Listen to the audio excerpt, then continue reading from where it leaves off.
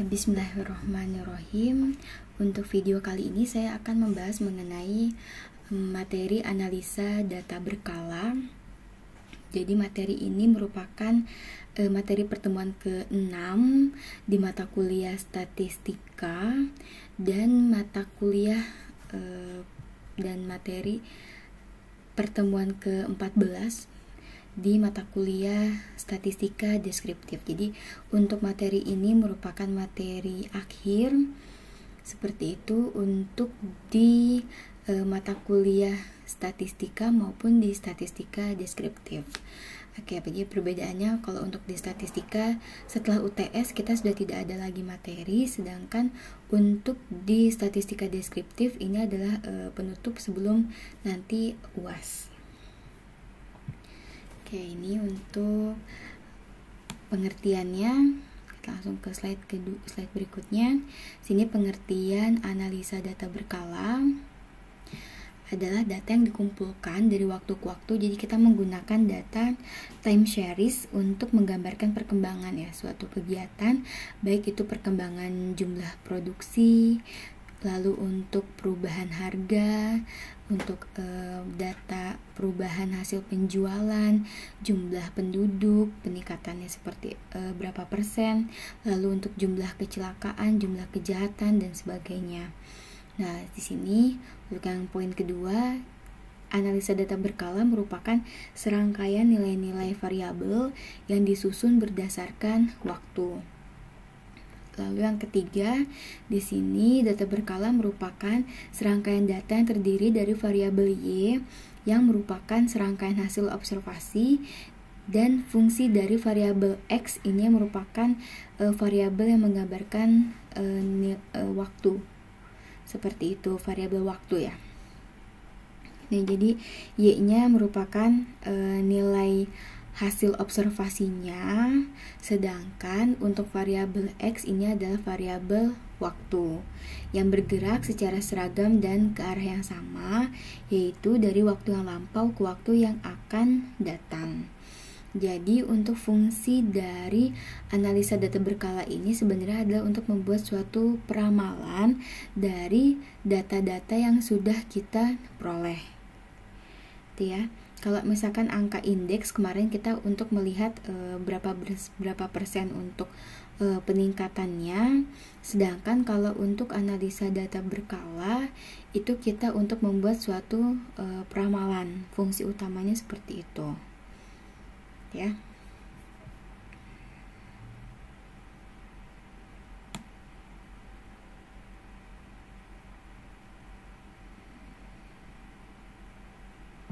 Nah, ini untuk komponen data berkala dibagi menjadi 4. Ada transekuler. Transekuler itu adalah gerakan yang berjangka panjang, lamban seolah-olah seperti alunan ombak dan berkecenderungan menuju ke satu arah menaik atau menurun.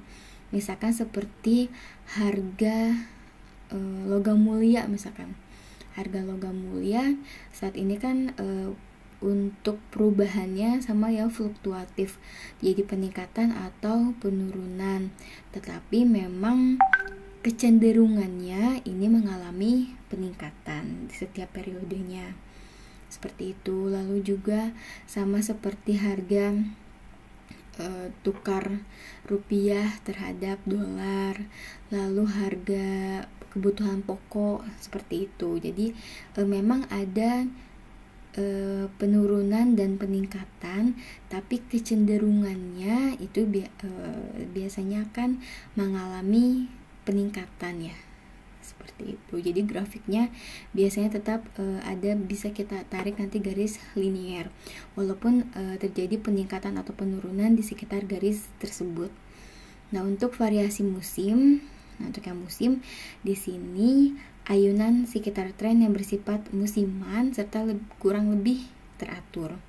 Nah, jadi untuk yang musiman ini biasanya kita bisa prediksi. Jadi untuk berulangnya itu biasanya dalam 1 tahun itu pasti akan terjadi. Seperti itu. Contohnya kalau di bidang ekonomi, permintaan permintaan hewan kurban ketika menjelang Idul Adha itu otomatis akan meningkat setiap tahunnya.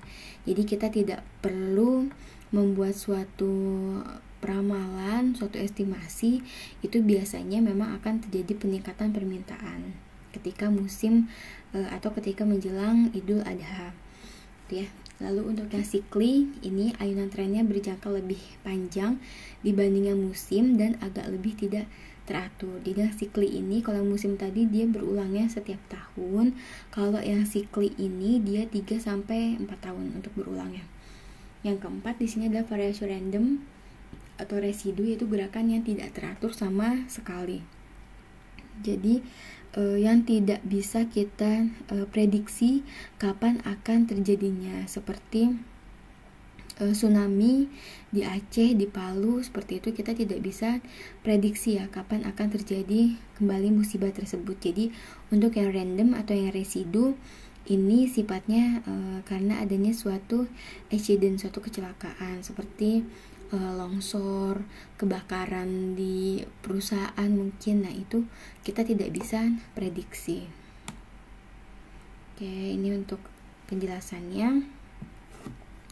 Yang pertama di sini gerakan atau variasi dari data berkala. Tadi ada 4 komponen. 1, gerakan tren jangka panjang atau tren sekuler. Jadi untuk yang tren sekuler ini adalah yang akan kita gunakan untuk peramalan. Ini perkembangan naik atau turun, sama seperti data penjualan, misalkan data penjualan di toko ya, sama.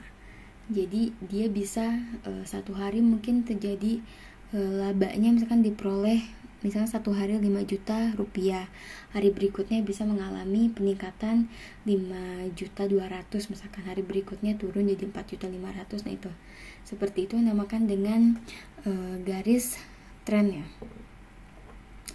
Nah, ini untuk tren sekuler ini meliputi gerakan yang lamanya sekitar 10 tahun atau lebih. Nah, ini garis tren ini sangat berguna untuk membuat suatu ramalan atau forecasting. Untuk yang kedua, sini sikli. Ini jangka waktunya bisa 3 tahun, 5 tahun atau lebih. Misalkan yang berulang sekitar 3-5 tahun itu misalkan pilkada ya, atau pemilihan presiden. Ketika pemilu itu otomatis akan terjadi peningkatan permintaan dalam produksi kaos misalkan ya, kaos untuk melakukan kampanye itu. Lalu spanduk-spanduk itu kan banyak permintaan ketika menjelang pemilu. Lalu kotak surat mungkin, lalu surat untuk yang digunakan dalam pemilihannya. Nah, tapi dia untuk variasinya itu 3-5 tahun sekali terjadi peningkatan permintaannya, seperti itu. Lalu variasi sikli di sini berlangsung lebih dari setahun. Ini tidak pernah variasi tersebut memperlihatkan pola yang tertentu. Lalu ini variasi sikli selama lebih dari setahun dan tidak pernah variasi memperlihatkan pola yang tertentu. Sini ada 4 fase, yaitu fase pemulihan, lalu ada kemakmuran, kemunduran atau resesi, dan depresi, itu penurunan kembali. Nah, gerakan variasi musim. Nah, untuk yang musim tadi dia biasanya teratur selama kurang lebih setahun. Seperti sekarang menjelang musim hujan, biasanya akan jadi peningkatan dalam permintaan payung, permintaan jas hujan, seperti itu. Nah, ini terjadinya dipengaruhi oleh kondisi alam seperti iklim, hujan, sinar matahari, tingkat kelembaban, angin, tanah, dan lain-lain. Ini merupakan penyebab terjadinya variasi musim dalam bidang produksi dan harga-harga barang agraria. Maka sini yang mempengaruhi terhadap ada musim-musim buah seperti itu. Ini karena adanya kondisi alam ya. Lalu kebiasaan masyarakat seperti pemberian hadiah parsel di tahun baru, Idul Fitri, Natal, dan hari-hari besar lainnya, serta konsumsi menjelang tahun baru dan hari-hari besar itu ya. Ketika menjelang Idul Fitri itu biasanya peningkatan dalam permintaan baju muslim dibanding dengan bulan-bulan atau hari yang lainnya, seperti itu. Lalu kita pun mungkin di banyak masyarakat mungkin yang masih ada tradisi kue kering, itu mungkin kita hanya dikhususkan ketika menjelang Idul Fitri atau hari-hari besar lainnya, menjelang Natal, Tahun Baru, seperti itu ya.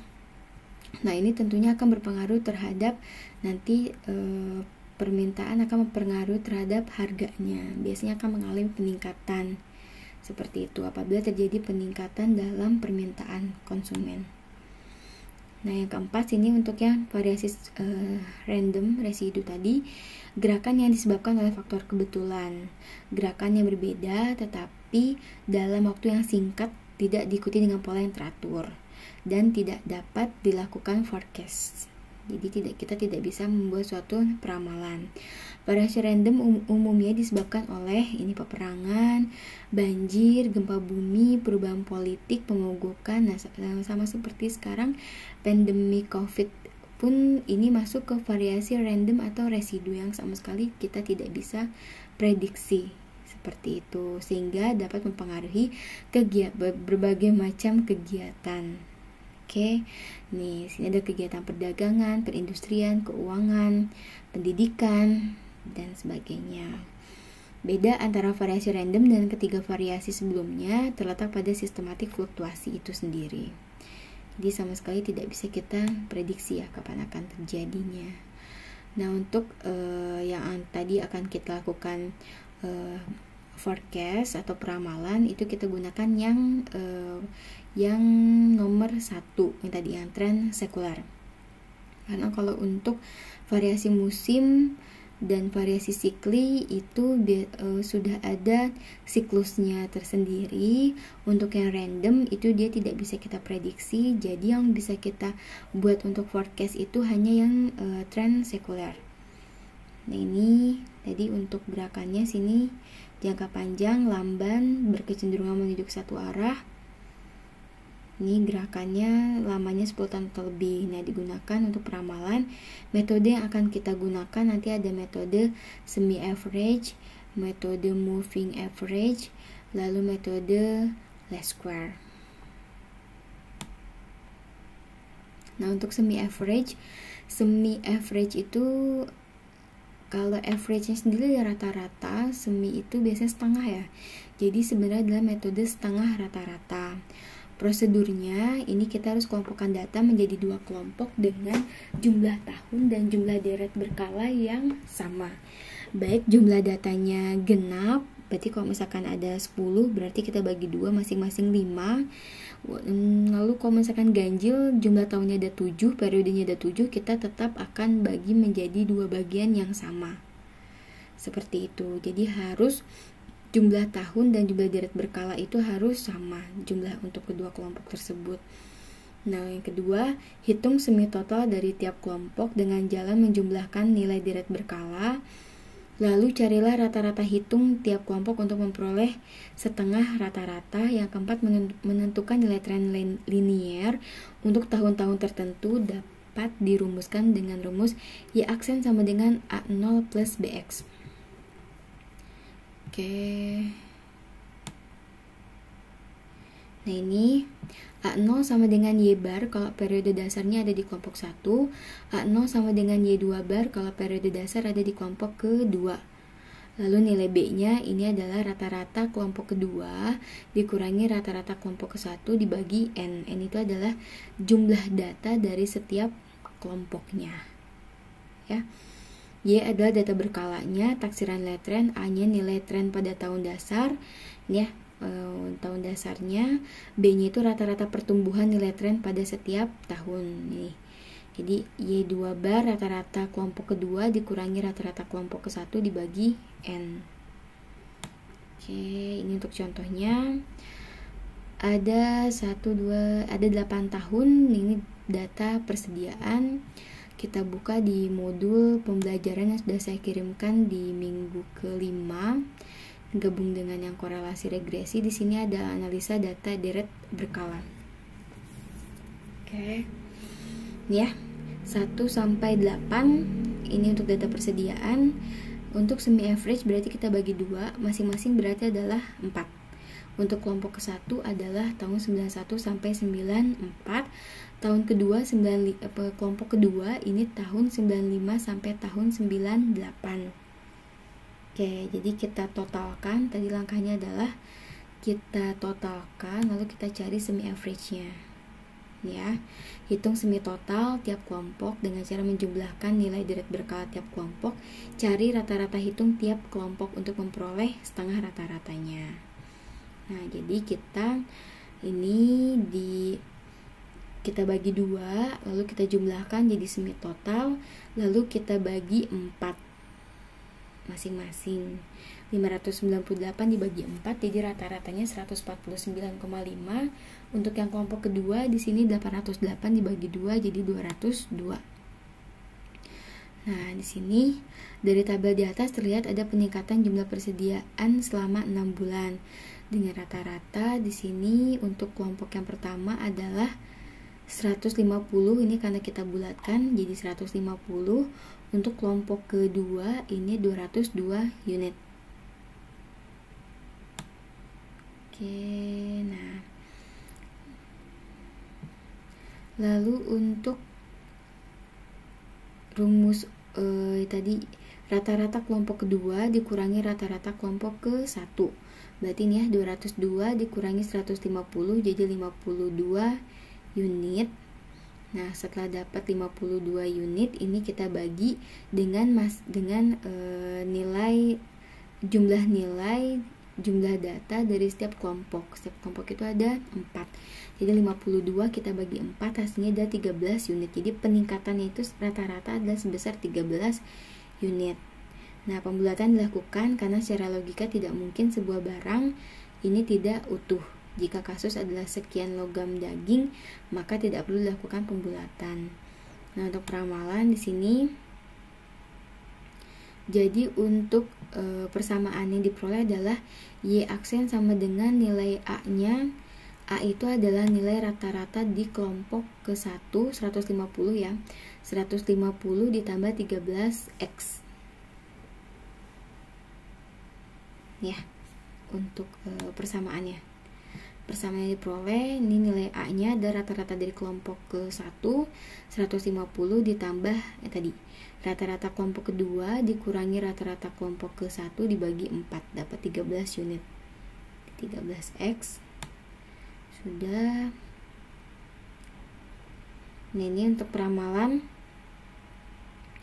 Setelah diketahui jumlah peningkatan setiap tahun, langkah selanjutnya adalah memperkirakan persediaan setiap bulan.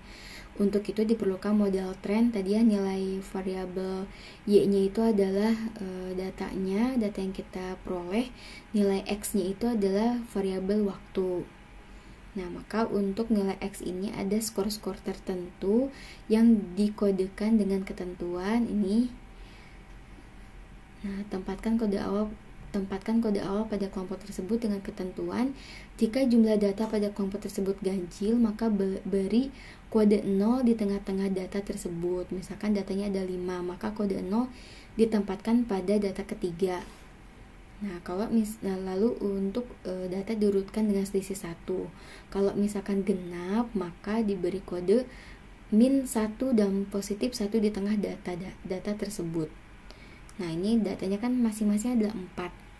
Maka kita beri nilai min 1 dan positif 1 pada data kedua dan ketiga.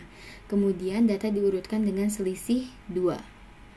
Nah, ini karena kelompok pertama tahun 91 sampai dengan tahun 94 ada 4 data dari setiap kelompok, maka kode positif 1 dan negatif 1 digunakan di data kedua dan ketiga. Seperti ini. Untuk keterangan variabel waktu di slide-nya ada di ini ya. Untuk sigma X ini harus 0. Untuk data ganjil ini N sama dengan 2K plus 1, XK plus 1 sama dengan 0. Ini jarak antara dua waktu diberi nilai satu satuan, di atas 0 diberi negatif, di bawahnya diberi positif. Untuk yang genap sini jarak antara dua waktu diberi nilai 2 satuan, di atas 0 diberi negatif, di bawahnya diberi positif. Sigma X-nya itu harus 0. Maka ini untuk kelompok yang pertama ya. Kelompok pertama kan kita sampai sini ya, 4 data pertama, ini kelompok 1 nih. Jadi kita beri skor atau nilai min 1 dan positif 1. Lalu di atasnya karena selisihnya ini harus 2. Nih, ini datanya diurutkan dengan selisih 2, maka di atas min 1 jadi min 3, di bawah 1 jadi 3. Ini harus sigma X sama dengan 0. Jumlahnya harus 0. Sudah. Nah, untuk selanjutnya, untuk ke data berikutnya, kita tetap berikan selisihnya 2. Nah, berarti setelah 3 ini 5, 5, 7, 9, 11. Nah, nah sudah sampai sini. Ini tahun 98 ya. X-nya adalah 11. Nah, sekarang kita buat peramalan untuk tahun 99.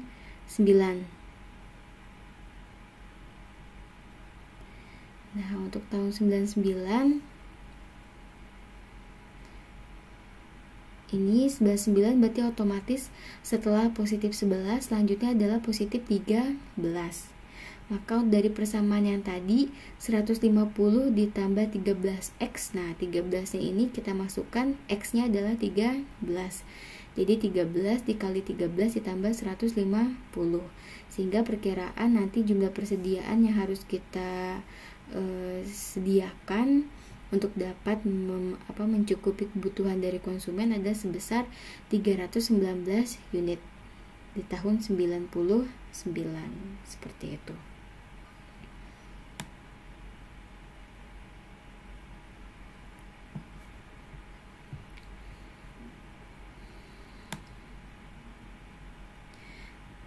Nah, ini untuk yang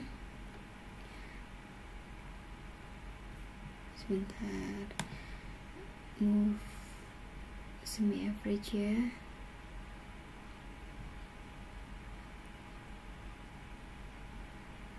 Ini sudah. Nah, kalau misalkan datanya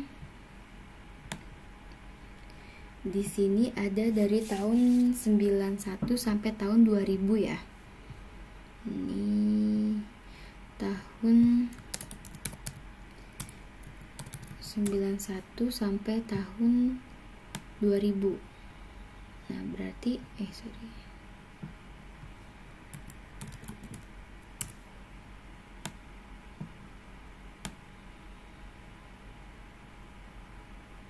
nah, ini ada ada 10 ya. Berarti untuk kelompok yang pertama itu yang ini.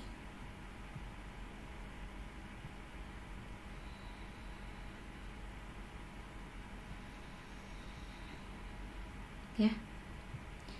Nah, untuk pemberian nilai X-nya ini karena datanya ganjil, yaitu dari ada 5 data, maka di tengahnya di sini kita kasih nilai 0.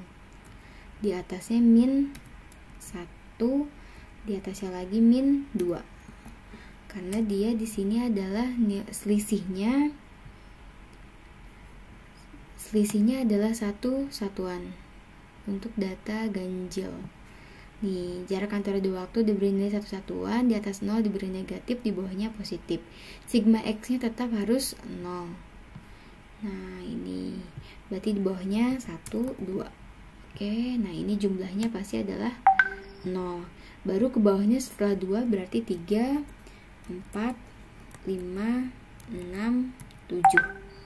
Nah, untuk peramalan tahun 2002 ini berarti adalah 9. Seperti itu. Lalu untuk tahun 2003 berarti nilai X-nya adalah 10. Nanti tinggal kita masukkan ke dalam persamaannya. Itu kalau untuk data ganjil. Lalu untuk yang datanya, jumlah data keseluruhannya ganjil. Nah, misalkan ini 92 sampai 98 jumlah tahunnya. Ya, kita lihat sini aja deh. Tahun 92 sampai 98.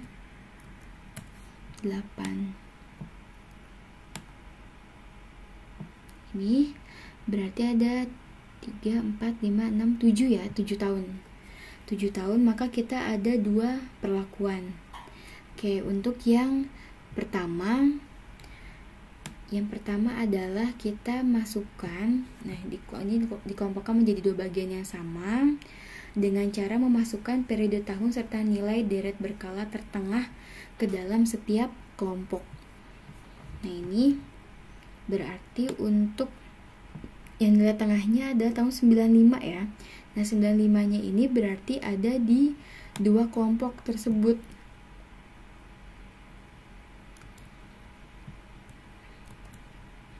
Nah, berarti di sini. Nah, berarti untuk kelompok ke-1 ini ya. Ini adalah kelompok ke-1.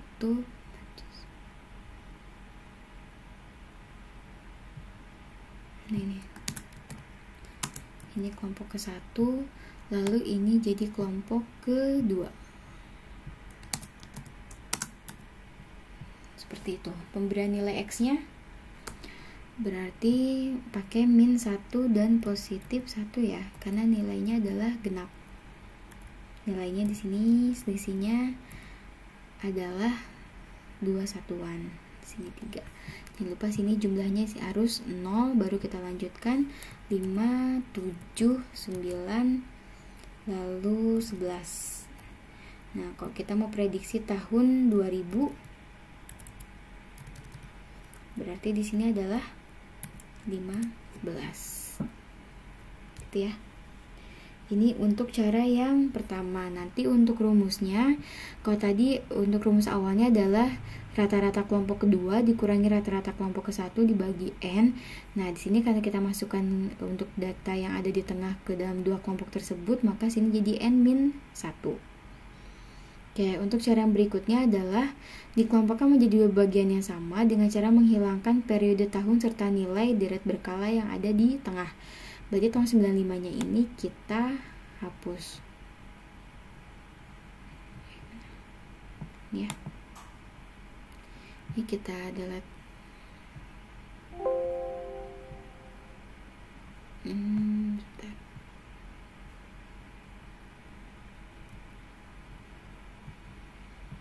Nah, berarti hanya masing-masing ada 3 ya.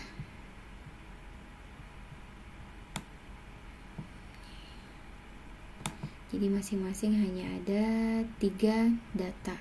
Ini untuk kelompok 1, lalu ini untuk kelompok 2. Nah, untuk pemberian nilai X-nya pasti akan berubah karena datanya kan untuk masing-masing kelompok jadi ganjil. Maka sini 0, di atasnya 1, di bawah min 1 ya. Min 1, di bawahnya 1.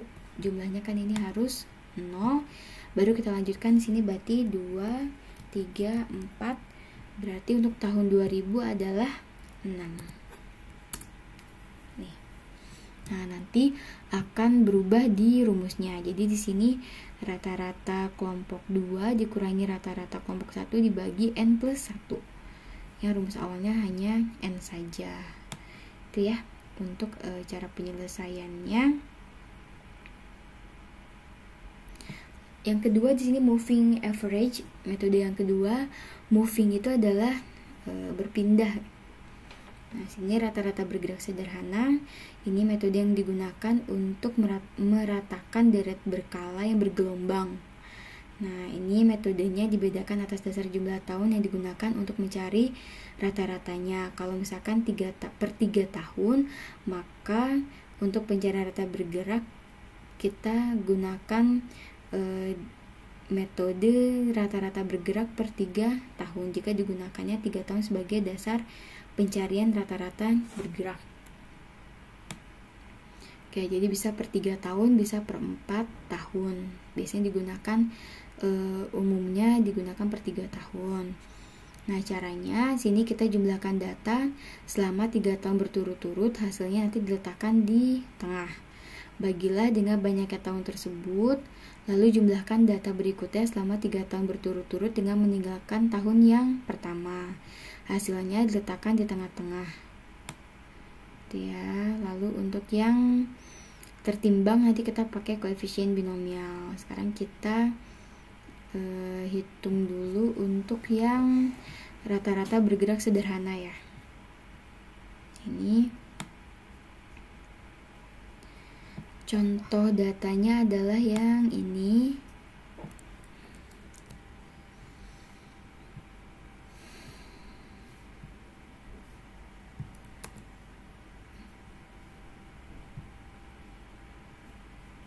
Sebentar ya.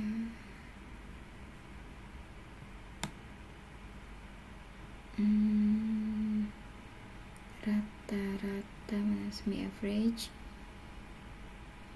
yang per 3 tahun ini ya.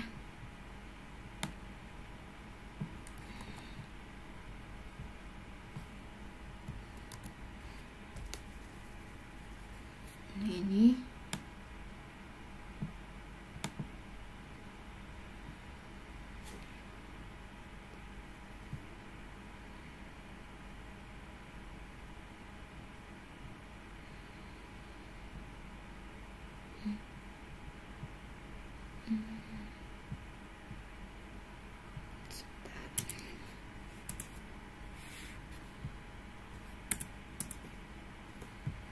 kita konversi dulu ya, sebentar.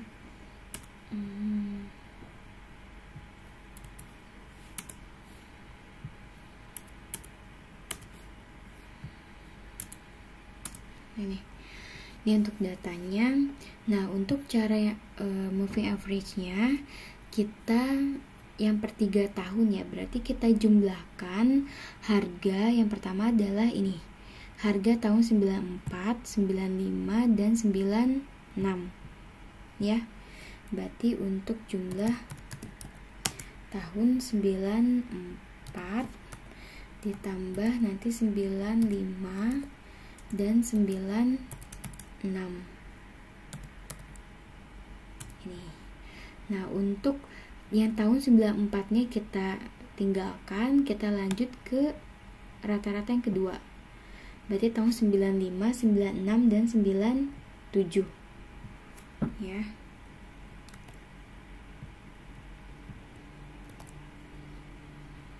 Ini tahun 95, 96 plus 97. Nah, 95 nya kita tinggalkan, lanjut ke 96, 97 dan 98 ya.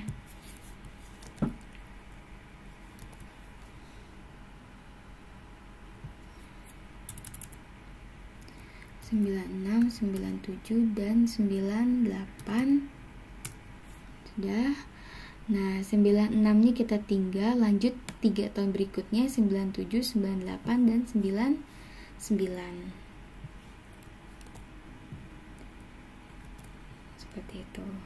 Sudah selesai ya, sampai ketemu data terakhir itu berarti kita sudah dapat menyelesaikan perhitungannya. 99 seperti ini.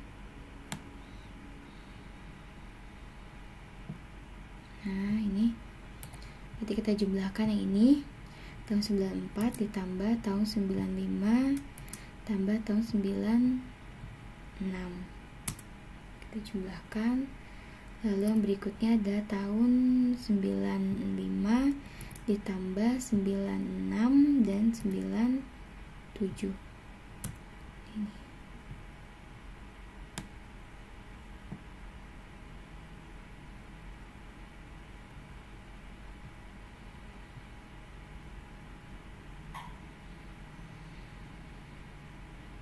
Oke, nah kalau sudah, ini adalah jumlah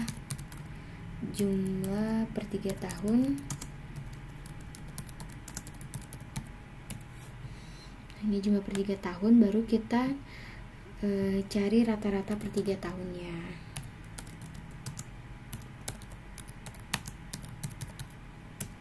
Rata-rata per 3 tahun berarti di sini nilai ini dibagi 3. Nah, dapat nilai rata-ratanya. Sama ya untuk data-data yang lainnya ini. Jadi ini ada data moving average per 3 tahun. Jadi kalau kita pakai data moving average, nanti akan diperoleh kurva yang lebih halus ya, tidak terlalu ekstrim seperti itu. Jadi ini kan dari 3000 ke 9000 kan ini lumayan tinggi ya pelonjakannya. Nah, jadi kalau untuk di rata-rata dia lebih smooth, lebih halus untuk kurvanya. Nah, misalnya kalau kita mau di Excel, ini kita pakai data analisis, dia langsung ada pilihan moving average. Nah, ini. Nah, input range berarti kita input datanya. Ya. Data intervalnya per 3 tahun atau per 4 tahun. Outputnya kita akan simpan di sini. Kita mau lihat chartnya ya, grafiknya. Oke. Nah, ini bedanya kalau untuk pakai Excel otomatis, dia untuk hasilnya nanti disimpan di data paling akhir. Oke, kalau misalkan tadi kita ikuti teori, ini kan harus disimpan di data yang ada di tengah ya. Ini. Nah, ini. Jumlahkan data selama 3 tahun berturut-turut, hasilnya harus diletakkan di tengah. Lalu dibagi dengan banyaknya tahun tersebut, maka dibagi 3 untuk mencari nilai rata-rata hitung. Jumlahkan data berikutnya dengan meninggalkan tahun yang pertama. Hasilnya diletakkan di tengah-tengah tahun tersebut, bagilah dengan banyaknya tahun tersebut, dan seterusnya sampai selesai. Seperti itu. Jadi ini untuk hasilnya sama, tapi beda penempatan saja. Jadi untuk yang menggunakan Excel otomatis, dia nanti disimpan di data paling akhir. Jadi kita mau tahu moving rata-rata per 3 tahun 94 sampai 96, dia akan simpan di tahun 96 dan seterusnya. Nah, ini untuk grafiknya. Nah, untuk grafiknya ini untuk yang aktual, untuk garis yang sesungguhnya ya. Nah, ini yang dari tahun 94 ke 95 lalu ke 96, makanya terjadi peningkatan yang cukup tajam. Kalau untuk pakai moving average, dia makanya lebih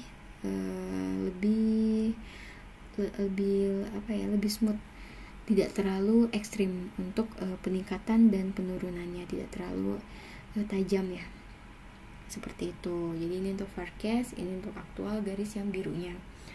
Itu untuk yang per 3 tahun. Kalau misalkan mau per 4 tahun, berarti kita ganti untuk di intervalnya aja ya.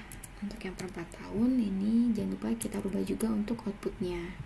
Outputnya di sini chartnya nanti kita mau lihat juga. Nah, kalau per 4 tahun nanti hasilnya akan seperti ini ya. Oke, yang untuk ini yang sederhana ya. Ini untuk rata-rata bergerak sederhana.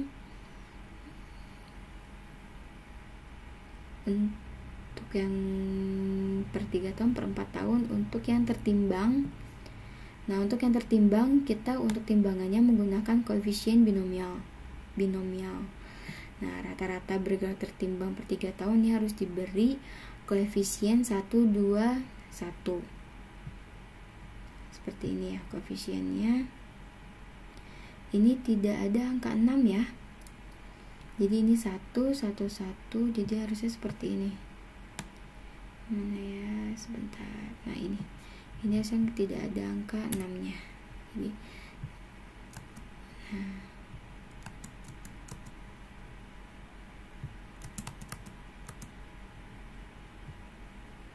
jadi dinamakan binomial karena dia menjumlahkan dari 2 angka yang ada di atasnya. Jadi 1 sini 1, 1.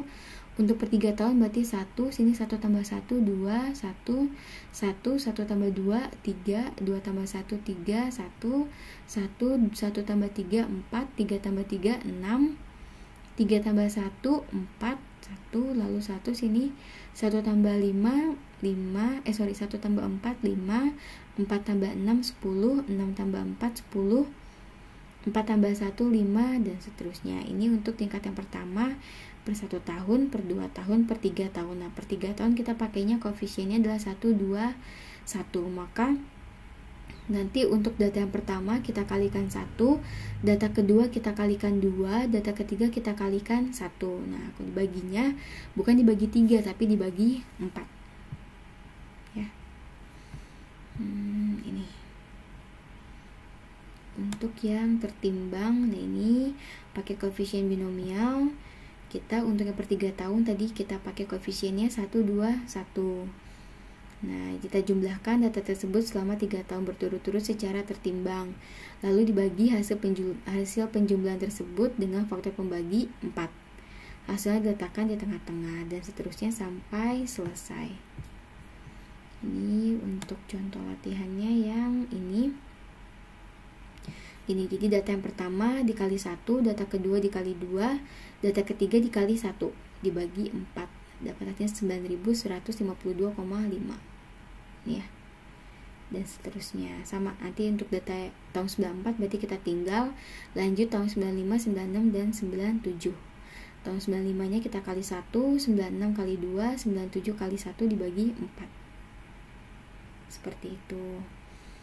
Nah, untuk metode yang terakhir ini adalah metode least square. Ini metode ini yang paling sering digunakan karena perhitungannya lebih teliti dibanding dua metode sebelumnya. Nah, untuk persamaan garis trennya di sini adalah Y aksen sama dengan A0 plus BX. A sama dengan ini rata-rata dari nilai Y, yaitu sigma Y dibagi N. Nilai B sama dengan sigma YX dibagi sigma X kuadrat.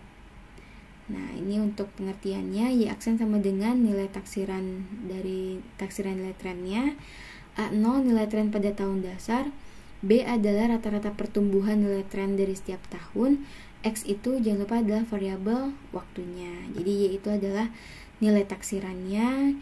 X itu adalah variabel waktu, mau harian, mingguan, bulanan, atau tahunan. A-nya itu nilai tren pada tahun dasarnya. B-nya itu rata-rata pertumbuhan dari setiap tahun. Nah, ini untuk contoh kasusnya pakai ini. Untuk kala persamaan linier, jumlah karet dalam ton yang dimuat di Pelabuhan Tanjung Priok tahun 92 sampai 98. Kita diminta untuk mencari nilai X-nya. Nah, ini adalah data 1, 2, 3, 4, 5, 6, 7. Ini adalah data ganjil. Untuk data ganjil, jangan lupa di tengahnya, data di periode yang ada di tengah itu kita beri nilai 0, di atasnya adalah minus, di bawahnya adalah positif. Jumlahnya di sini harus 0. Ya. Penentuannya jangan lupa. Sigma X-nya harus 0.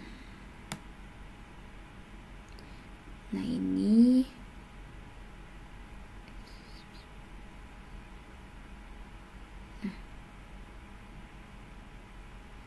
jumlah karet, nah makanya X-nya sini rata untuk nilai tengahnya tahun 95 0, di atasnya minus 1, di bawahnya positif 1, lalu selisihnya 2 jaraknya. Lalu ada X kali Y, ini 42.117 dikali min 3 jadi minus 42.808 kali min 2 sampai yang terakhir 27.234 dikali 3. Nah, dapat sigma XY nya, lalu ada sigma X kuadrat dari ini ya, min 3 kali min 3 ini jadi positif karena min kali min otomatis akan jadi positif ya. Lalu min 2 kali min 2 4, min 1 kali min 1 1, 0 kali 0 0, dan seterusnya. Diperoleh sigma X kuadrat adalah 28. Untuk mencari nilai B tadi sigma X kali Y dibagi sigma X kuadrat, berarti ini ya min 90.202 dibagi 28. Nilai B nya jadi min 3.221,68. Nilai A ini rata-rata dari nilai Y nya 244.335 dibagi 7, N-nya adalah banyaknya data, ada 7 data ganjil, jadi dapat hasilnya 34.905. Nah, ini model trennya yang diperoleh adalah Y sama dengan A plus BX. Jadi A-nya adalah 34.905 min 3.221,68X. Nah, X-nya ini nanti akan kita buat untuk forecast, untuk peramalan.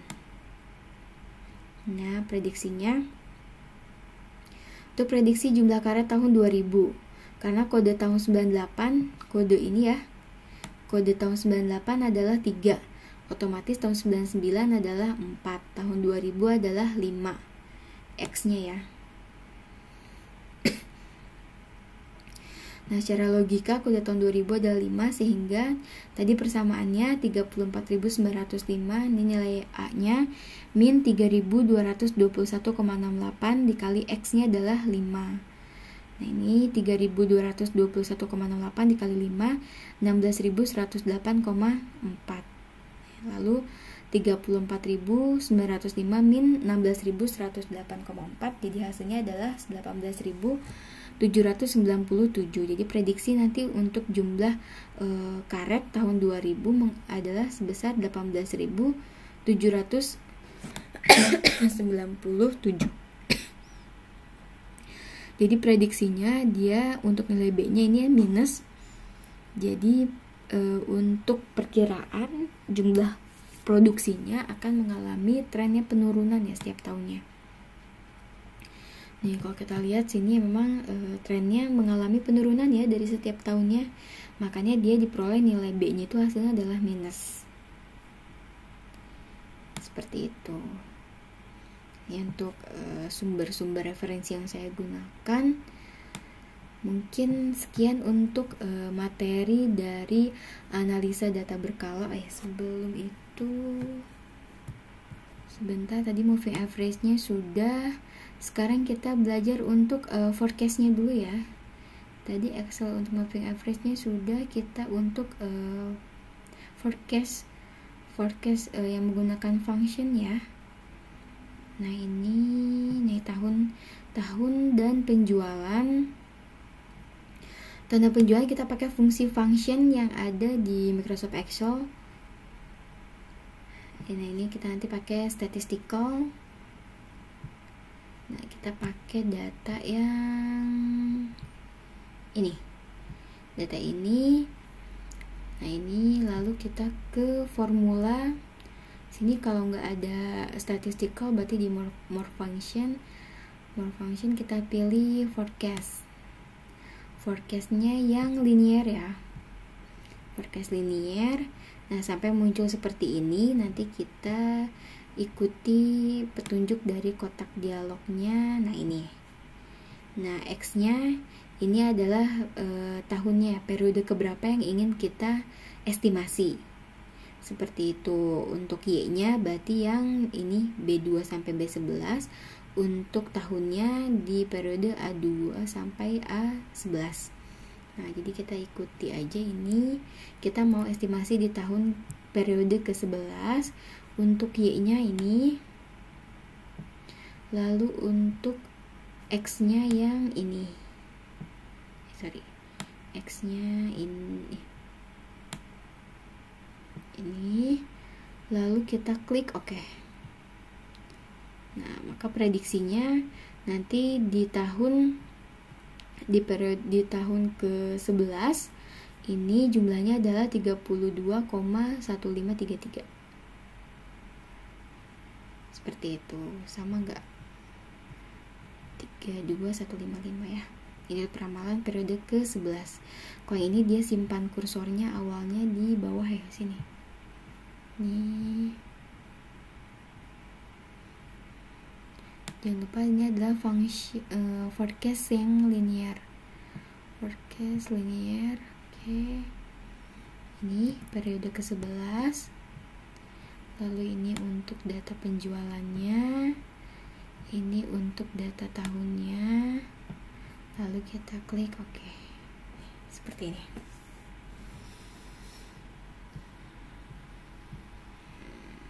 Oke, sekian untuk materi pertemuan di pertemuan ke-6 dan pertemuan ke-14.